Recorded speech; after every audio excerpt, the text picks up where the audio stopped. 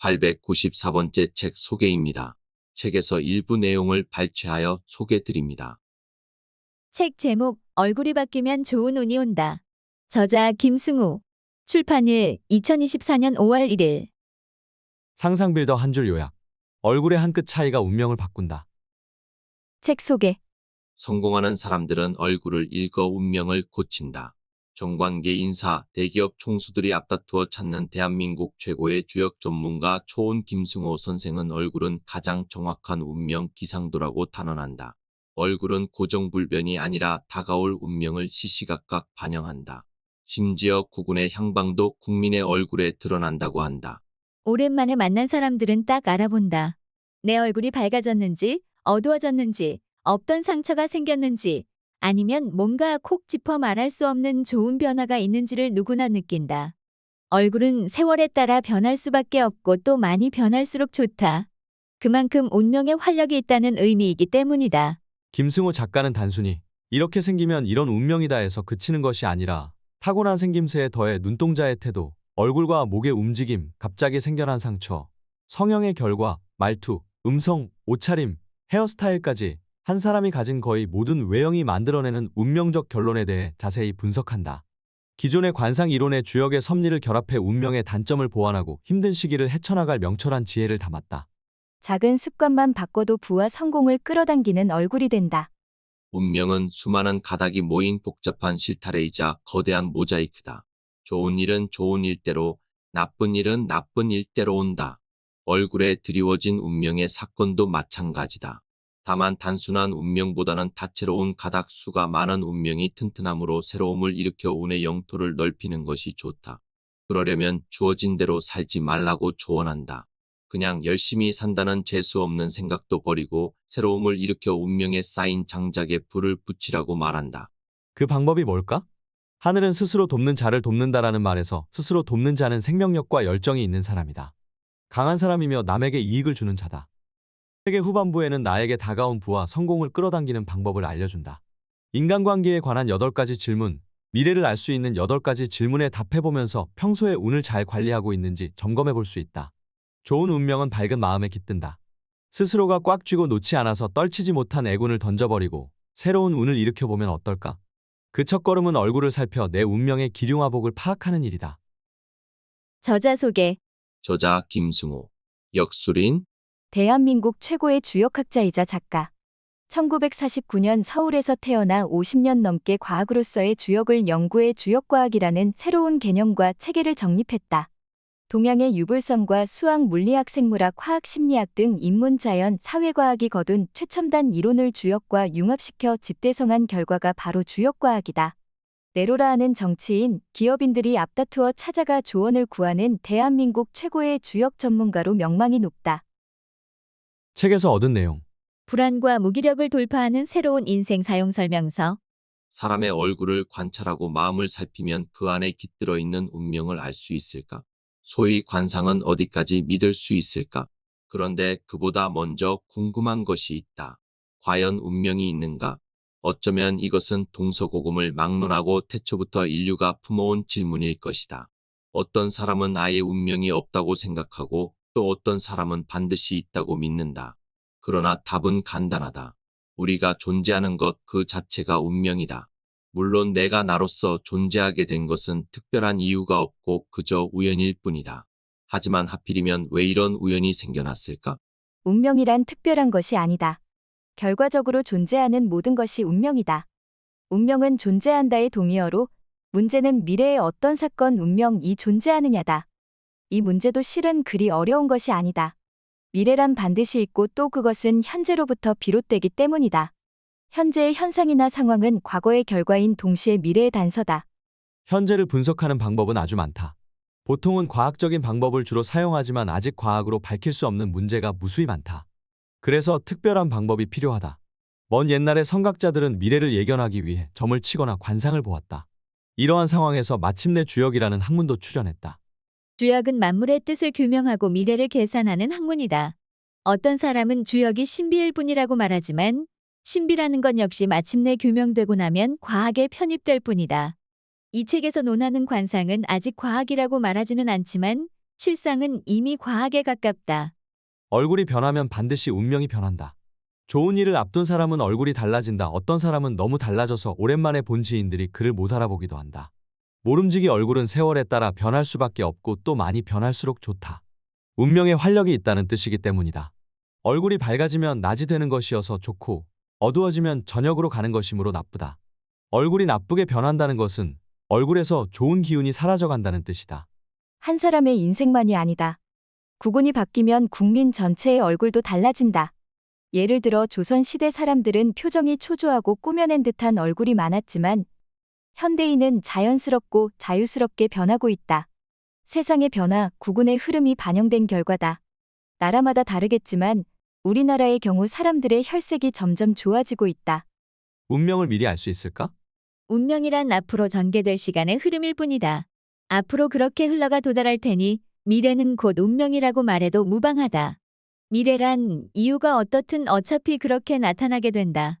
과학에서는 미래가 불확정적이라고 말하지만 불확정성의 원리, 이는 분명히 절대적으로 나타날 것이고 그러니 미래는 운명이다. 반대로 과거는 이미 확정적으로 일어났던 일이다. 그래서 이것을 두고 역사라고 표현한다. 간단히 말해 미래는 운명이고 과거는 역사다. 과거는 이미 있었던 일이기에 얘기하기가 아주 쉽다. 하지만 미래는 있었던 일이 아니고 앞으로 일어날 예정이다. 여기서 이런 질문이 따라온다. 예정이란 무엇인가? 누가 예정해 놓았는가? 그것을 누가 알 수 있나?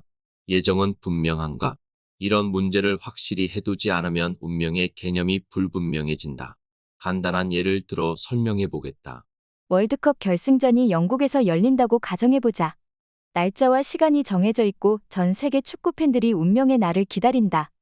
양 팀의 선수들 역시 긴장과 집중의 시간을 보낸다. 경기는 3일 후, 이 경기는 열릴까? 분명 열릴 것이다. 세계적인 경기는 정해진 날짜에 반드시 열린다. 한번 정해졌으므로 그대로 된다. 이것은 이미 운명이다. 축구 경기 일정은 누가 정하는가? 세계축구연맹이 정한다. 이것은 취소될 수가 없다. 절대로? 물론 그렇지는 않다. 천재지변이나 전쟁, 테러 같은 큰 사건이 생기면 취소될 수도 있다. 그러나 그런 일이 흔하게 일어나지 않으므로 경기는 운명이다. 물론 세상 일은 모르는 법이니 변수가 생길 여지가 있다. 단지 가능성이 낮을 뿐이다. 가능성. 이것은 아주 중요한 개념이다. 월드컵 결승전 날짜는 세계축구연맹이 정해서 공표한 것이므로 그대로 될 가능성이 아주 크다. 어느 나라 대통령도 이를 바꿀 수 없다. 거의 절대적이다. 가능성이 크다, 거의 절대적이다 같은 표현이 나왔다.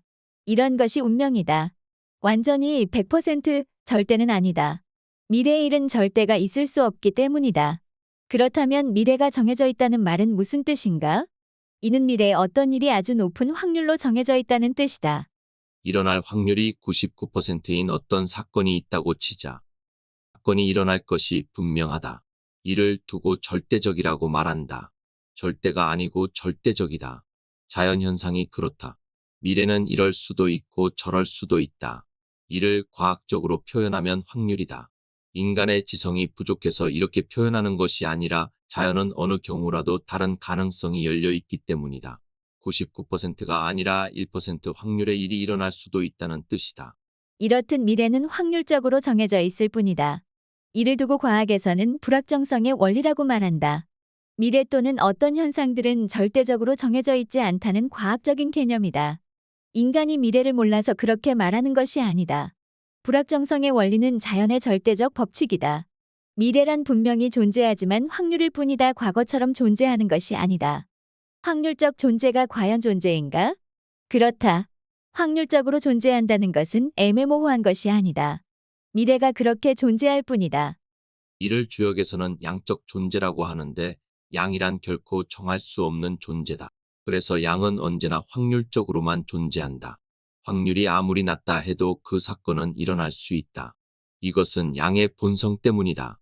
양은 자유롭다. 그리고 창조적이고 새롭다.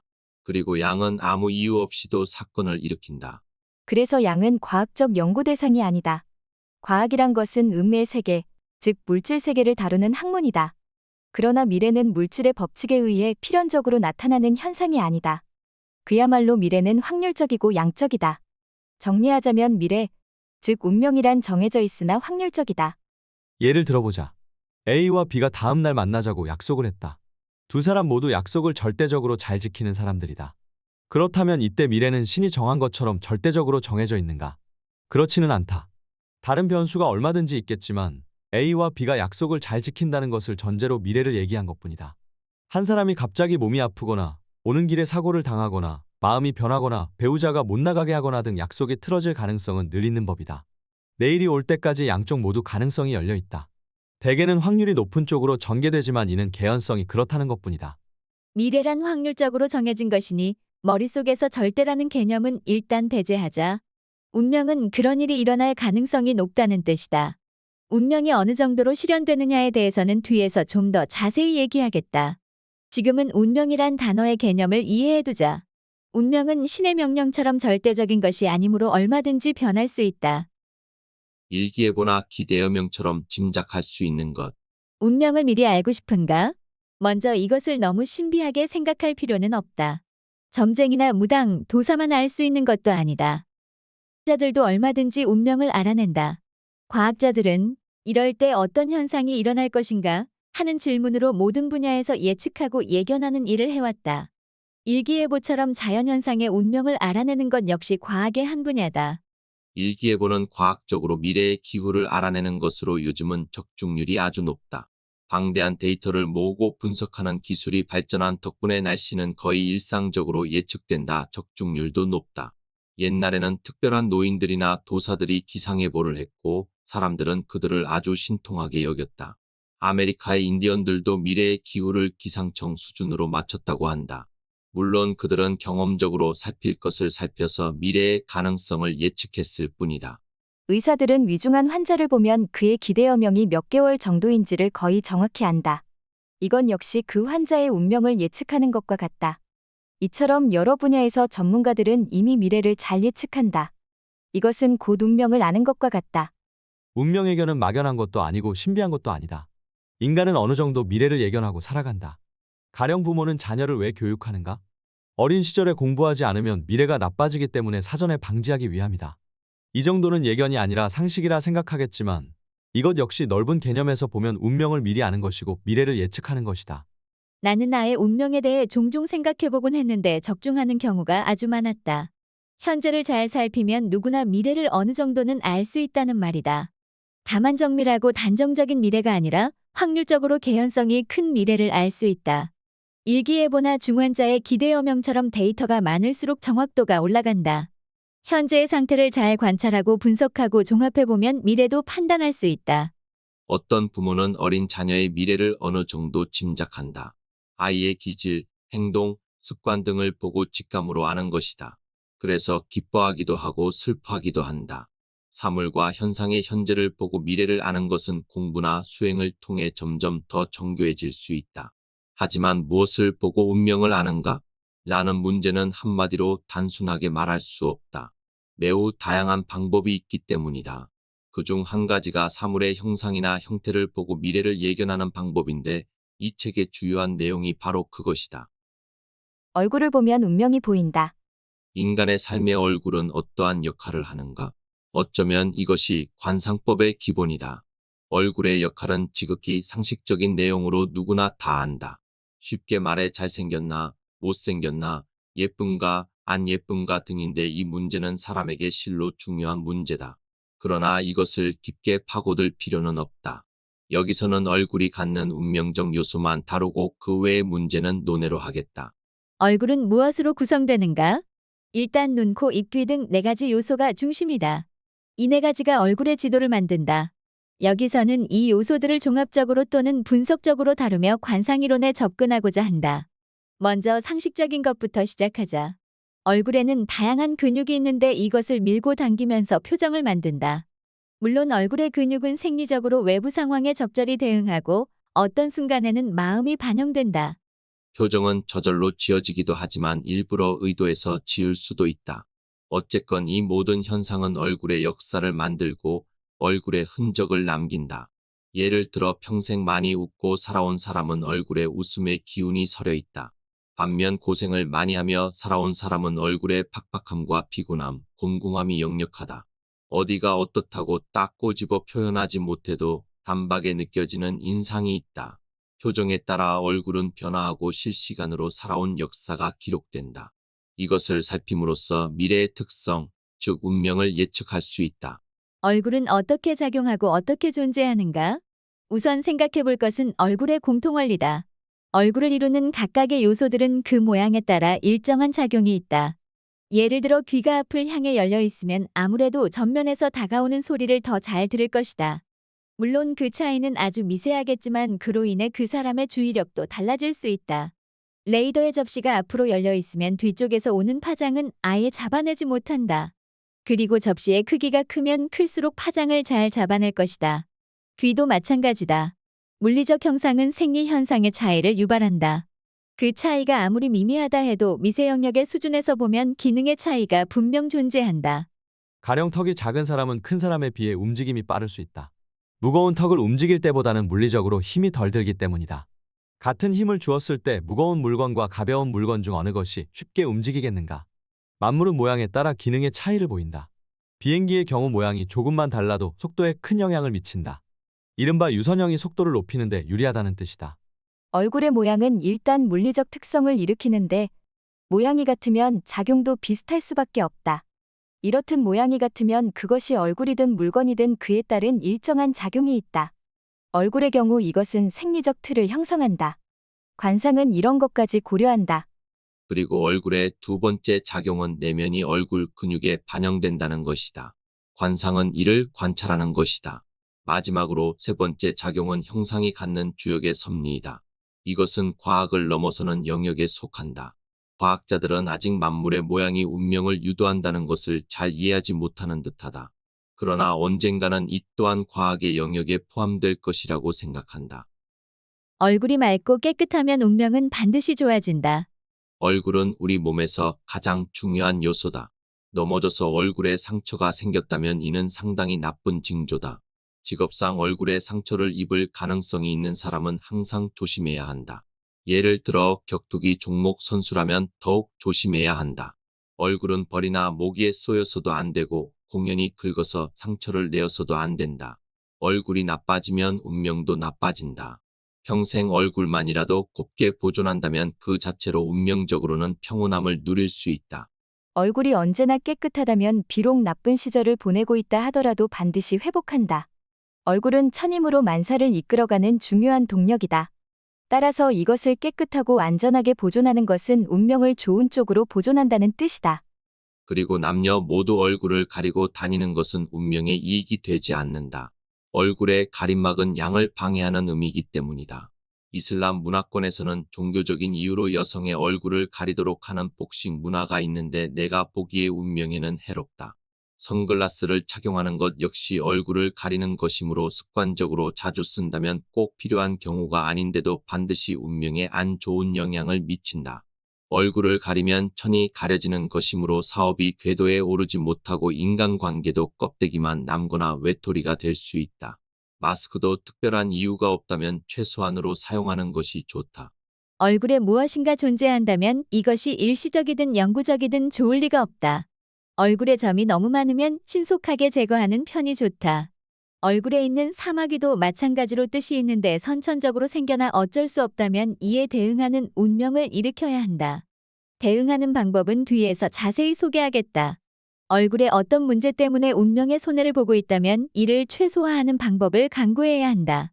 그런 방법은 얼마든지 찾을 수 있다. 운명은 나도 모르는 사이에 발생하지만 인간은 그것을 극복할 능력을 가지고 있다. 운명 개선은 평소 노력으로 얼마든지 가능하다. 그러나 먼저 운명이 나빠지지 않도록 하는 것부터 관심을 가지고 살펴야 한다.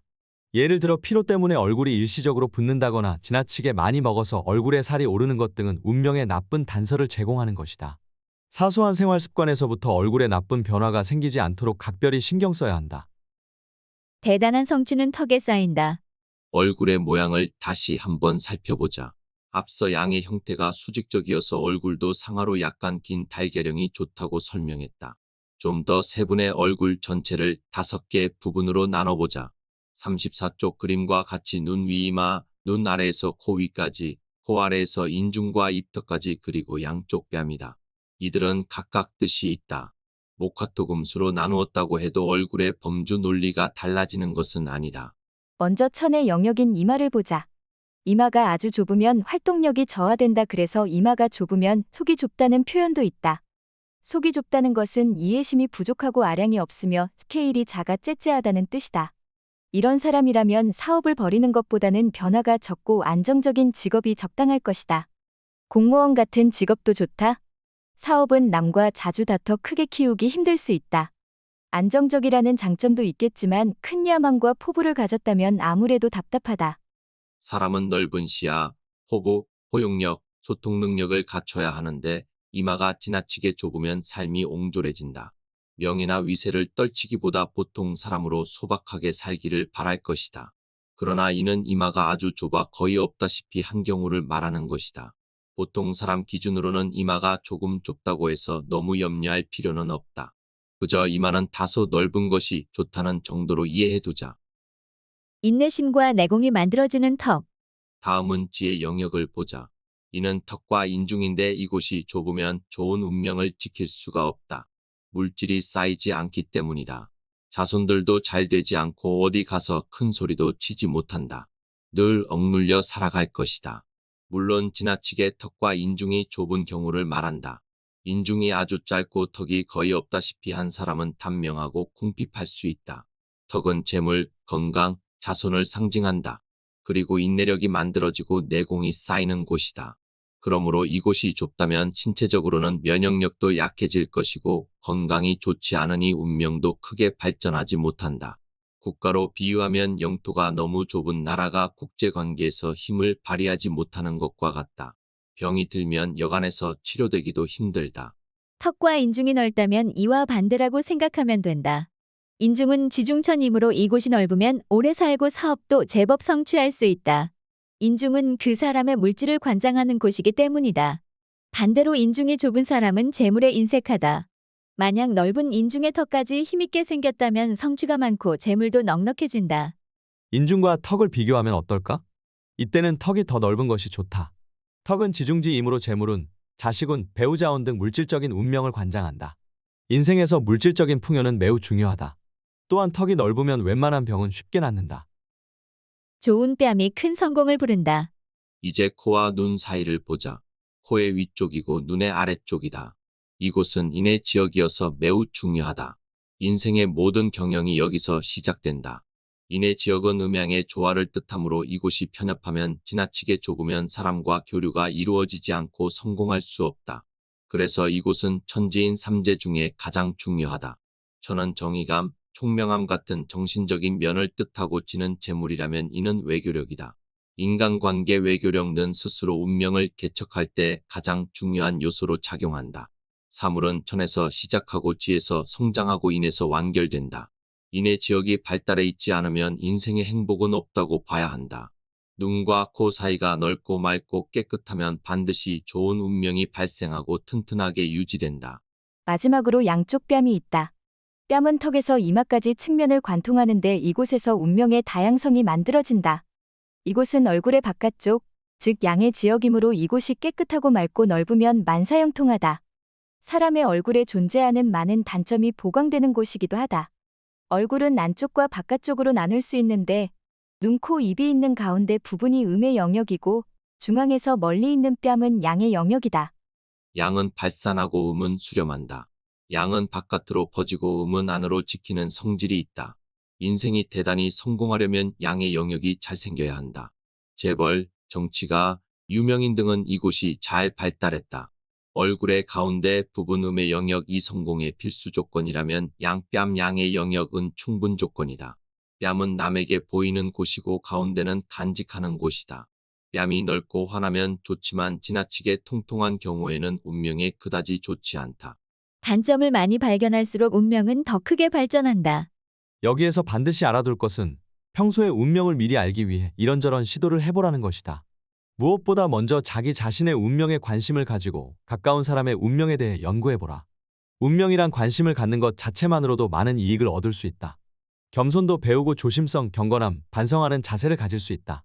또 자신의 지나간 역사를 돌아보며 앞날을 추측할 수도 있다. 운명이란 전문적인 공부도 필요하겠지만 나름대로 관심을 가지다 보면 어느덧 깨달음을 얻기도 한다. 거기에 이론을 접목하면 운명 감정은 더욱더 정교해지고 깊어질 것이다. 나의 경우를 예로 들어보자. 앞서 말했듯이 나는 40년간 계속되는 불운을 겪었다. 조금도 좋았던 시절이 없었고 고난의 연속일 뿐이었다. 나는 이를 돌아보면서 아군의 원인을 생각해 보았다.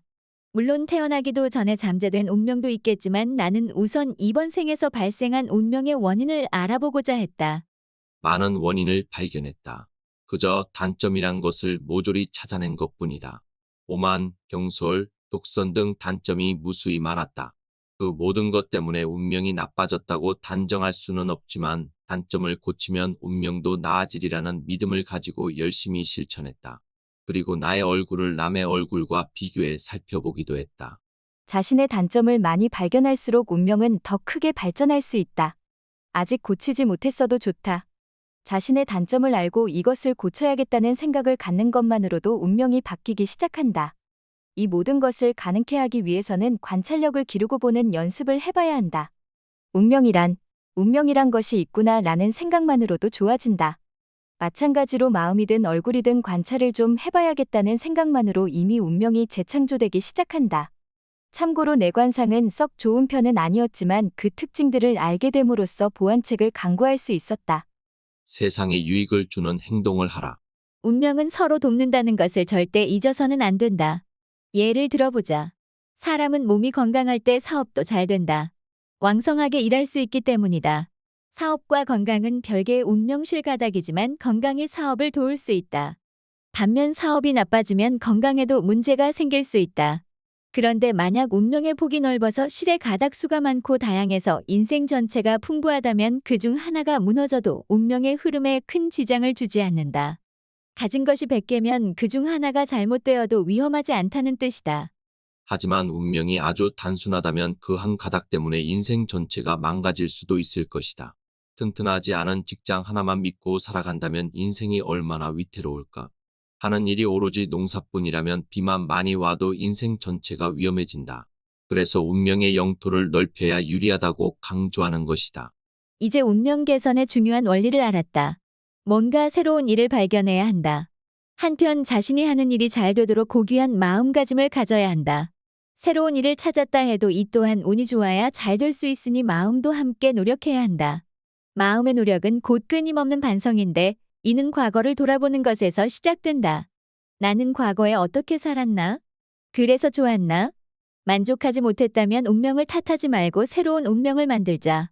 안 하던 짓도 열심히 해보고 주위 사람한테 베풀고 모르던 것을 배우고 나쁜 습관을 고치고 장점이 없으면 만들고 뭔가 끊임없이 실천해보라. 그저 언젠가는 운이 좋아지겠지. 하는 나태한 마음은 오히려 벌을 받을 짓이다. 씨앗을 심지 않은 논밭에서 곡식이 난리 없다. 운명 역시 노력 없이는 절대 좋아질 수 없다. 견문을 넓히고 마음을 대범하게 고쳐야 한다. 길고 긴 인생에 아직 시간이 많다. 평소 자신의 모습을 잘 관찰하고 새로운 일에 도전해보라. 운명을 넓히고 좋게 만들려는 노력 가운데 스스로 방법을 깨닫게 될 것이다. 할 수 있는 것부터 시도해보자. 아침에 일찍 일어나는 것이 즉시 돈이 되는 것은 아니다. 그러나 늘 늦잠을 자느라 허둥지둥 출근하기 바쁜 사람이라면 아침에 조금 일찍 일어나는 것만으로도 자신을 새롭게 만들 수 있다. 사업가가 손님에게 친절하게 응대한다면 이미 운명이 개선되는 중이다. 남에게 돈을 쓰고 베풀었다고 해서 손해가 아니다. 더 큰 돈을 들어오게 만드는 고귀한 행동이다. 별로 유익하지도 않은 SNS나 동영상을 보는데 시간을 낭비하지 말고 책이라도 읽어서 그동안 몰랐던 새로운 지식을 쌓아야 한다. 자신을 넓히는 것이 곧 운명을 넓히는 것이고 세상에 유익을 주는 사람이 되는 것이 운명을 좋게 만드는 가장 기본적인 조건이다. 앞으로의 운명을 알려주는 10가지 질문. 과거를 살펴보자. 여러분은 사람들과 만날 때 필요한 경비를 얼마나 지불했는가? 주로 여러분이 냈는가? 상대방이 냈는가? 항상 남이 사주는 것만 얻어먹었다면 당신의 운은 언젠가는 반드시 나빠질 것이다. 현재 공공한 상황이라면 바로 그 대가가 마침내 도래한 것이다. 특히 남성의 경우 데이트 비용을 여성에게 부담시키는 것은 운명적으로 손해가 크다. 아무리 양성평등 시대라지만 여성에게 얻어먹고 다니는 남성은 미래에 빚을 지게 되고 건강도 급격히 악화될 것이다.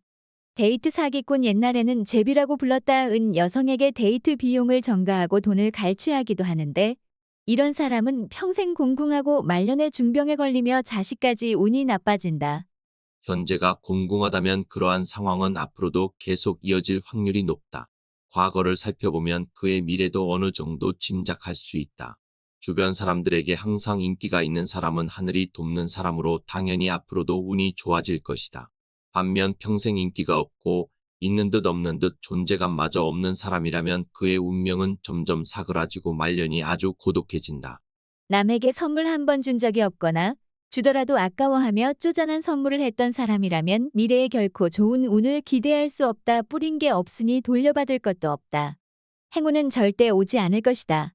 남의 돈을 떼어먹은 사람은 반드시 큰 사고를 당하고 미래의 재정이 파탄난다. 현재 점점 가난해지고 있다면 불운이 시작되는 것으로 봐야 한다. 한때 부자였으나 평생 남을 업신여기거나 베풀지 않고 돈을 아낀 사람은 스스로가 안다. 한번 나빠지면 그것이 회복되지 않는다. 점점 더 깊은 수렁으로 빠져 화려했던 과거는 마침내 모두 무너질 것이다. 겨우 돈을 지키더라도 병이 들어 모든 것이 파괴될 것이다. 당신은 살면서 남을 도운 적이 있는가? 밥은 사준 적이 있다고? 그 정도는 남을 도운 것이 아니다. 자기 자신을 위해 최소한의 돈을 쓴 것뿐이다. 그런 사람이라면 부자 되기는 포기하라. 당신의 영혼은 스스로를 가난으로 이끌 것이다. 당신은 살면서 얌체 짓을 한 적이 있는가? 얌체가 무슨 뜻이냐고? 얌체는 부끄러움을 모르는 사람이다. 자신의 이익을 위해 남에게 슬쩍 불이익을 떠넘기는 것 등을 말한다. 불법 주차, 새치기, 알 받기 같은 것도 얌체짓이다. 얌체는 뺀질이 뻔뻔한 놈보다 더 나쁘다. 일종의 사기꾼인데 이런 사람은 어쨌건 평생 큰돈을 못 만진다. 겨우 살아갈 뿐이다. 종종 얌체 짓을 하며 살아왔다면 당신은 지금 공공하거나 제법 편안하다 해도 운명이 점점 더 나쁜 쪽으로 기울어 갈 것이다. 악마는 얌체를 좋아한다. 그래서 얌체 짓을 하면 할수록 재수도 없어진다. 그보다 더해 사기를 친 적이 있다면 지인에게 투자를 권유해 망하게 하거나 돈을 빌린 후 갚지 않은 것 모두 사기다. 곧 일생의 업적이 한순간 사라지는 애군을 만날 것이다. 사기는 주역의 괴상으로 삼풍고인데 이는 무너지고 벌레가 갉아먹는 것을 뜻한다. 사기꾼은 반드시 그런 운명을 맞는다. 배신도 비슷하다. 당신은 누군가를 배신한 적이 있는가? 상대방이 나쁜 놈이라서 어쩔 수 없이 떠났다고. 그것은 변명일 뿐이다. 배신과 결별 헤어지는 것은 다르다. 배신은 남을 속이고 자기만 슬쩍 빠져나가는 것이다. 사람과 사람이 헤어질 때는 어느 정도 예고도 하고 절차도 밟는다. 슬쩍 빠져나가 상대방을 떠나면 배신이다. 배신에 대한 응징은 반드시 돌아온다. 그러니 당신도 어느 날 배신을 당해 하루아침에 무너질 수 있다. 당신의 과거를 통해 미래를 보기 위한 것이니 질문이 많다고 투덜거리지 말라. 당신은 평생 자랑할 만한 좋은 일을 한 적이 있는가? 가장으로서 식구들을 잘 먹여 살렸다고? 물론 훌륭하지만 그런 일은 사자도 하고 새도 하고 쥐도 한다. 그것은 단순한 본능일 뿐이다. 여기서 묻는 것은 남을 위해 자랑할 만한 일을 했는가다. 그런 일이 한 번이라도 있었다면 당신의 미래는 좋을 것이다. 전혀 없다면 당신의 미래는 위태롭기 그지없다. 현재 가난하고 어려운 상황이라면 그것이 속수무책으로 길어질 것이다. 질문을 이어가자. 당신은 과거에 어느 한때라도 한 번쯤 빛나는 순간이 있었는가? 그런 적이 한 번도 없었다고? 그렇다면 당신은 별 볼 일 없는 사람이다. 과거에 한 번도 영광이 없었다면 미래도 그럴 확률이 높다. 수준을 낮춰보자. 당신은 평생을 살면서 표창장이나 감사장을 받아본 적 있는가? 그 역시 한 번도 없었다면 당신은 확실히 별 볼 일 없는 사람이다. 미래도 별 수 없을 것이다. 당신은 여행을 많이 해봤는가? 그렇지 않다면 당신의 영혼에는 찌꺼기가 많아서 활동력이 크게 제한받을 것이다. 영혼이 활발하지 못하면 운명도 쇠퇴하는 법이다. 지금의 곤경은 시작일 뿐이다. 당신은 고향 밖으로 나가본 적이 있는가? 없다면 큰일이다. 좋은 운이란 멀리서 찾아오는 법인데 왜 집구석에만 있는가? 영혼의 환기가 전혀 되지 않으니 결국 곤란한 시절이 올 것이다. 물론 고향이 제법 큰 도시라면 괜찮다. 하지만 사람은 언제나 더 넓은 곳으로 나아가야 운명에 이롭다. 말은 제주도로, 자식은 서울로 보내라는 옛말이 그런 뜻이다. 당신은 과거에 취미 생활을 해봤는가? 잠깐 해본 것 말고 어느 정도 지속적으로 재미있게 해봤는지를 묻는 것이다. 좋은 취미를 개발해본 적이 있다면 당신의 영혼은 부드럽고 집중력이 높다. 따라서 운명에도 여유가 있다. 현재 어려움에 부딪혔다 하더라도 곧 해결될 것이다. 마땅히 취미생활이라는 것을 해본 적이 없다면 이는 매우 좋지 않은 상황이다. 영혼의 여유가 없고 외골이어서 당연히 운명도 위축될 수밖에 없다. 현재 궁금하다면 헤어날 수 없을 것이다.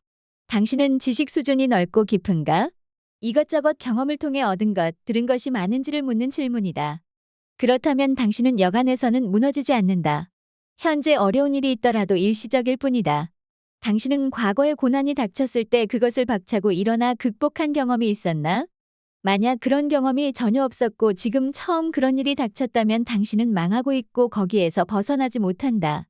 공자가 주역에서 이렇게 말했다. 군자는 쉬지 않고 자기 자신을 강하게 만든다. 당신의 과거가 고난 극복의 연속이었다면 이로써 당신은 강한 사람이 되어 있을 것이다. 그렇다면 지금 난관에 봉착했다 하더라도 큰 문제는 아니다. 강하다는 것은 하늘의 기운인데 이는 언제나 새롭게 창조할 힘이 있다는 뜻이다. 강한 사람, 즉 힘이 있는 사람은 반드시 새로운 운명을 창조할 수 있다.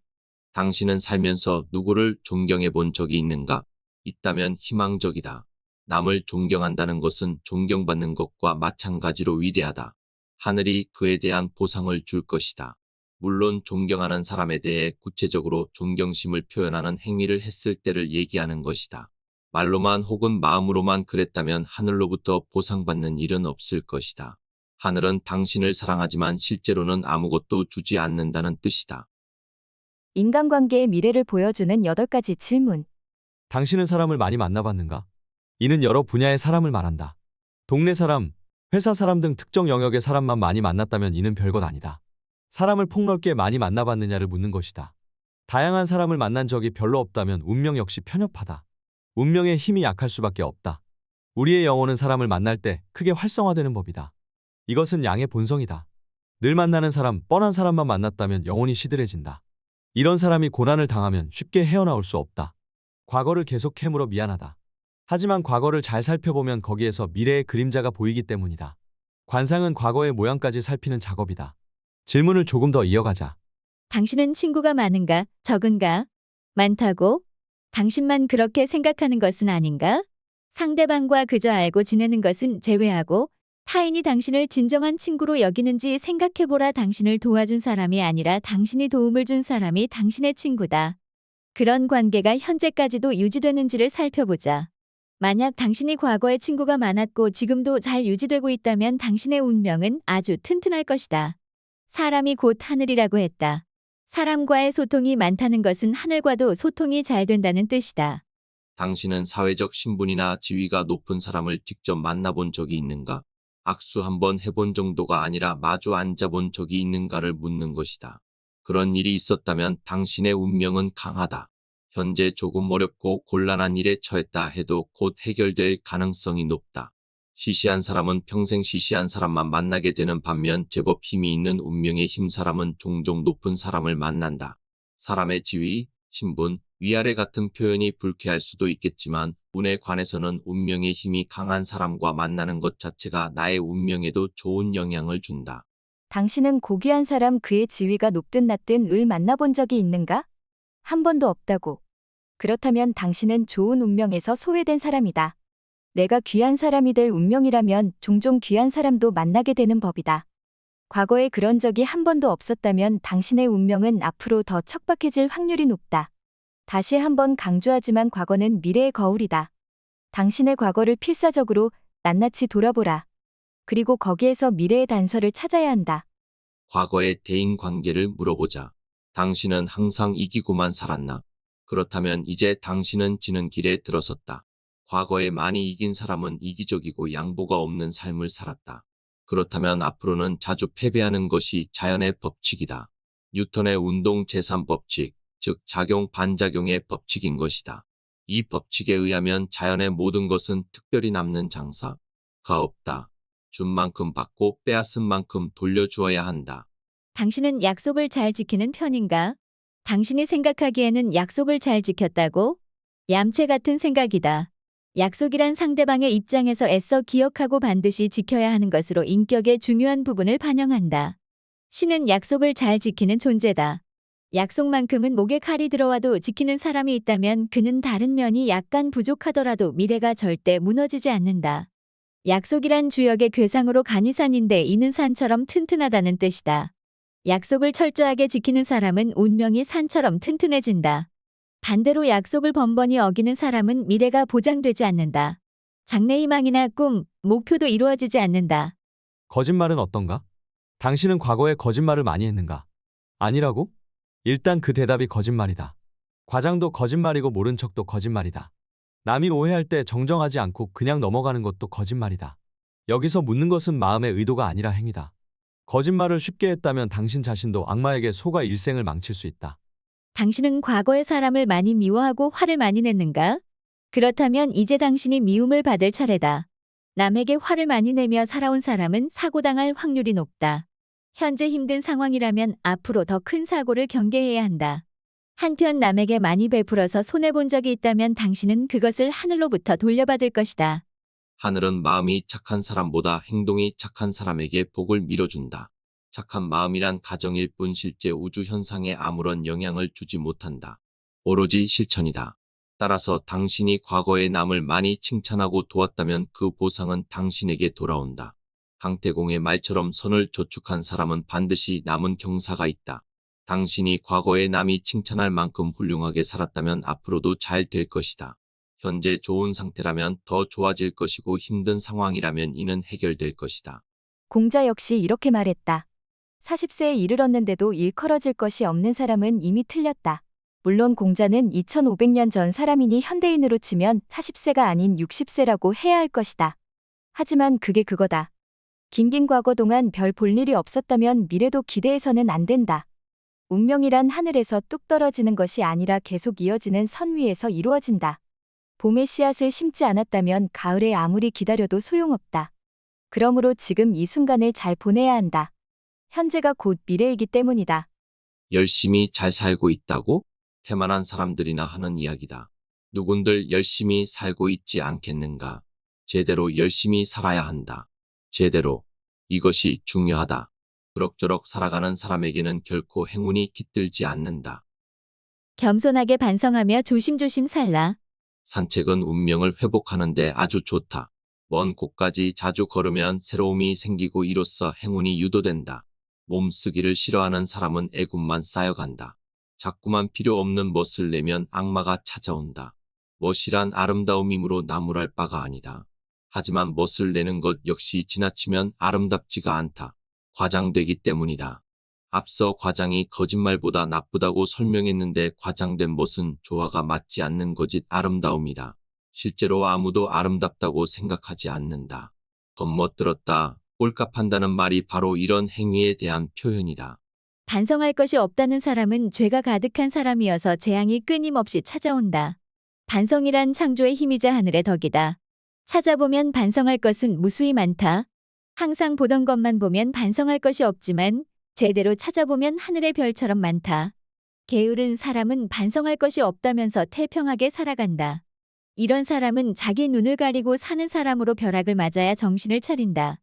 앞에서도 말의 중요성에 대해 여러 번 강조했듯이 가급적이면 격조 있고 고상한 말을 써야 한다. 격조 있는 말씨는 세상의 품위를 높이는 아름다움이다. 말이 천박하면 신분도 천해진다. 사실 마음을 잘 가꾸어야 격조 있는 말이 나온다. 마음을 잘 가꾼 사람은 이로써 그 말에 맞는 신분이 될 것이다. 무엇으로 자신의 운명을 구해야 할지 모르겠다면 먼저 조심성을 갖추기 바란다.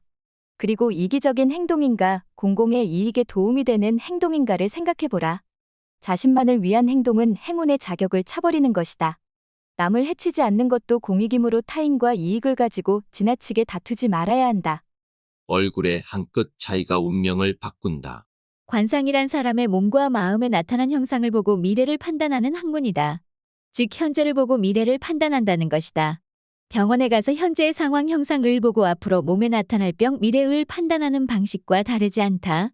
병원에서는 엑스레이나 CT 촬영을 하고 혈액 검사를 하거나 심전도를 측정해 현재 상태를 살펴본다. 그리고 여러 가지 검사 결과를 종합해 병을 진단한다. 관상은 얼굴의 눈, 코, 입, 귀 등과 마음을 살펴 운명을 진단한다. 이 모든 것은 현재를 보고 미래를 판단하는 방식으로서 과학의 여러 분야도 이런 식으로 미래를 예측한다. 관상 역시 각각의 상황을 조사하고 이를 종합적으로 판단한다. 예를 들어 코 관상이 나쁜데 눈 관상이 좋다면 이를 종합적으로 비교해 미래의 운명을 판단한다. 코의 관상이 얼마나 나쁜가, 눈의 관상이 얼마나 좋은가 등을 비교한다는 의미다. 종합하는 것이 다소 어려운 면은 있지만 우선 쉬운 것부터 판단하면 된다. 눈 관상과 코 관상이 모두 나쁘면 나쁘다고 판단하고 둘 다 좋으면 좋다고 판단하는 것이다. 물론 코와 눈에 따른 각각의 운명은 따로 나타날 수 있다. 단지 좋은가 나쁜가를 결정해야 할 때는 종합이 필요하다는 의미다. 한쪽은 좋고 다른 한쪽은 나쁠 때인데 이때는 각각의 운명이 존재할 개연성이 있다는 점을 염두에 두면 된다. 미래는 어차피 확률로 정해진 사건일 뿐이다. 병원에서 아무리 정밀하게 조사해도 미래 질병은 확률일 뿐이지 그것이 신의 절대적 결정은 아니라는 것이다. 미래는 어느 정도 알 수 있지만 완벽할 수는 없다. 어렵게 생각하지 말고 미래의 일은 절대적인 것이 아니라고 이해하면 된다. 특히 인간의 미래 운명은 짐작하는 순간 사라지기도 한다. 이것은 양자역학의 이론인데 자연현상은 사람이 관찰하면 그 영향을 받아 미래가 바뀐다는 과학적 권리이다. 운명도 마찬가지다. 운명을 알게 되면 그 순간 운명은 방해를 받는다.